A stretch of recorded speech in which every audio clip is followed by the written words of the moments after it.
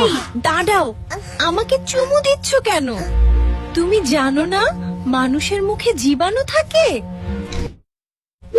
অপরিষ্কার হাত দিয়ে আমাকে কোলে নিবে না, আমার শরীরে অ্যালার্জি আর চুলকানি শুরু হয়। আমি কি শুধু খাওয়ার জন্যই কান্না করি? আমার সাথে একটু খেলা করতে কি হয়? আমি বড় মাছ, 15 দিনের বেশি আমাকে ফ্রিজে রাখবি না। রাখলে আমার স্বাদ নষ্ট হয়ে খড় হয়ে যাবে, তখন খেয়ে আর মজা পাবি না। আমি গরুর মাংস, 4 মাসের বেশি ফ্রিজে থাকলে আমি পাথরের মতো শক্ত হয়ে যাই, তখন আমাকে রান্না করলেও আর আসল স্বাদ পাবি না। আমি রান্না করা তরকারি, 2 দিনের বেশি আমাকে ফ্রিজে রাখবি না। রাখলে আমি পচে গিয়ে বিষ হয়ে যাব আর তোর ফ্রিজ গন্ধে ভরিয়ে দেব।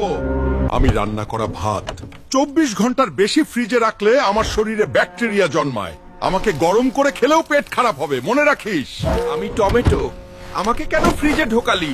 ঠান্ডায় আমার স্বাদ আর গন্ধ সব নষ্ট হয়ে যাচ্ছে, আমাকে জলদি বের কর, নলে পচে যাব।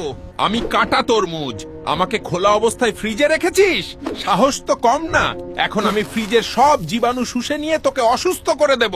আমি কচি ডাব, আমাকে শুধু গরমের আরাম ভেবো না, আমি তোমার কিডনির সব ময়লা ধুয়ে বের করে দিই আর ত্বককে করি ভেতর থেকে উজ্জ্বল। আমি টক দই, পেটের আগুন নিভিয়ে আমিই দিই শান্তি। সুস্থ থাকতে আমাকে খাও, আর এমন টিপস পেতে এখনই সাবস্ক্রাইব কর।